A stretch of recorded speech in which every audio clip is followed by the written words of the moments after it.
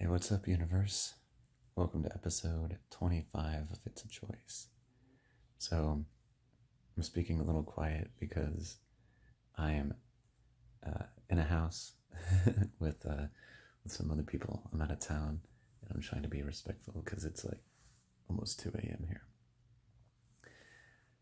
So, in this episode, I'm going to talk about. I was trying to decide like the name of the episode, and I thought about choosing our limits, but I didn't want to really frame it in a negative way. So I think it's more about choosing our potential, right? And really, that's even a misnomer right there, because we're all limitless potential. So choosing our potential, you can't limit the limitless. So I'm also trying to decide what I want to speak about regarding this event, because I want to respect, like the integrity of the event, as far as like, who knows like how big this thing will get, or how many people they may serve. It's pretty small. It's this pretty small event. There's only 7 of us participating right now, anyway, in this group. So, but the first day was pretty intense. Basically pushed myself in ways that I'd never done before. Like, in a sense of like physical challenges, right? Because it's all a mental game. It's all a mental game, just like everything's a mental game. So, we got paired up. I just really want to talk about like this particular experience because it just really sticks out to me. We got paired up, and there was a 10-mile run, and at each mile there was like a station to do like additional exercises, and there were 3 tiers, and bronze, silver, and gold. And me and my buddy had committed to doing the gold. And I don't know if I'm the oldest person here, and that's a story. Age has nothing to do with it. So why am I even throwing it out there, right? But if I'm not the oldest person here, I'm like the second oldest person here. And my buddy is like 20 years younger than I am. Again, it's a story. It's a total story. I do cardio, like an 800 calorie burn. I do about 3 miles every day, almost every day, I should say 5 days a week, on the treadmill in Kansas, which is at like 730 feet above sea level, right? So I'm in Colorado, and I'm probably at like 6,800 feet, almost 7,000 feet. So we'll say a good 6,200 feet above where I'm normally at. And I don't really feel it, to tell you the truth. And I think it's probably because I do the cardio so often, but I should say, and at the same time, there was this 10 mile run with, like I said, stations at each mile marker with these additional exercises. And we're not talking like a small number of exercises. We're talking like hundreds of reps. and that's like even for the bronze, right? Hundreds of reps, even just for the bronze. So you can imagine the gold is like, even more, right? And I have to hand it to my friend, to my buddy, to my partner in this, because he stayed with me the entire time, because I was breaking it up. Like, I was getting gassed and doing like 10 reps at a time. It took me like 6 hours, maybe. How long? 6.5. Time we get home, about 6 to 6.5 hours to complete this thing.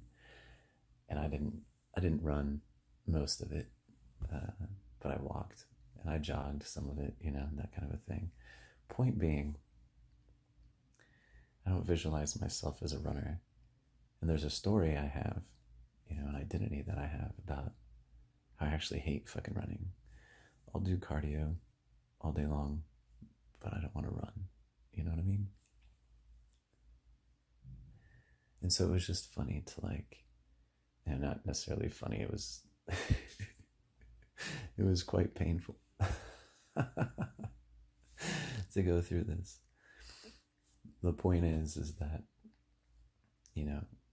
what it showed me is that I have the potential within me to do this, or things that I don't think I can do. It's just about allowing ourselves to break through these limits, these limitations. The other thing, though, that struck me, that really struck me, but one of the reasons, that compelled me to keep going, is I made the commitment. I told my buddy I was going to do it. And I'm telling you, there were times when I was like, I'm out. like I'm fucking done. Or there were times when I just didn't think I could fucking do it. Physically felt like I couldn't fucking do it. But my buddy was there with me the entire time, and with his support and his cheering me on and pushing me. We made it happen, So it just showed me impeccability to my word, just I honor that shit. So set a direction, make a commitment, fucking go for it, just do it, find a way to make it happen. And at the very last station, I was like, fuck this. I was like, literally, I'm not doing this shit. And I laid down for I don't know how long. I don't know. For a while. And I wasn't going to do it. And he's like, look, I'll do it with you. He already did his reps. He's like, I'll do it with you. He's like, we'll just break it up. We'll do it. And I was like, fuck. Right? Because, they say, and it's true, most of us will do more for others than we'll do for ourselves, right? I'm like, dude, this guy's going to do this for me. I told him I was going to fucking do it for him.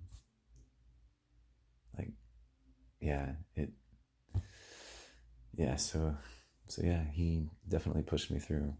But it just, impeccability to the word, breaking through those limitations. And as I reflected back on it, over the last couple of days, it was a powerful thing. There's no doubt about it. I couldn't hardly walk. I was pulling myself up the stairs and almost stumbling down the stairs. My quads and my calves were on fire and tight as can all be. But, where I'm at, they have ways to take care of that, ways to massage, and they got everything here health-wise to take care of you. So it's not like we were just being maybe irresponsible or anything. It wasn't anything like that. But I had never pushed myself like that before. And it's like any other time you push yourself. Shit could hurt. This shit can make you want to fucking quit. Shit can make you want to give the fuck up, for sure. And this experience, the whole thing has been interesting. It's another example of how you can hear things from one person and hear it from somebody else and it clicks, or you hear it enough times. But I think it's really more about who you hear it from and the way it's framed and the way it's presented. So it's been I'm just gonna express some gratitude for being here. So I want to thank, the hosts, for sure. So thank you guys. Thank you, universe. So I feel like there's rambling that I could do, but really like that was really the core of the message, is like the box that we put ourselves in, the mental games that we play. The whole podcast is about that stuff. I've said it numerous times, right? Like, it's just literally everything is a choice. It's all a choice. And it wasn't, I don't know, going through that kind of experience and like deciding to choose to see like the gold in it, the opportunity to take that experience instead of just focusing on the pain, to choose to focus on the pain and to choose to see like another meaning, like to choose another meaning. Like that's powerful. It's definitely powerful. And so I'm really grateful for that, for sure. And it's like when I told Ricky when he first contacted me about this, I was like, I know there's something here for me, man. I can't tell you exactly what all that is yet. I mean, it might be that one thing, but I think that could be part of it. But anyway, I chose to come because it felt like the right thing to do. And I definitely wanted to like expand into that and help Ricky expand and just share this with him. It was something he wanted to share with me, so I wanted to receive it, allow myself to receive it, which is all the choice. So, anyway, like I said, I feel like I could ramble on, but I'll spare you guys, and I'm going to take care of myself and get some rest. So, anyway, with that, you guys go live an inspired life so you can inspire others to live their authentic and inspired life. Because at the end of the day, living an inspired life is a choice. All right, I love you guys. See you next time. Bye.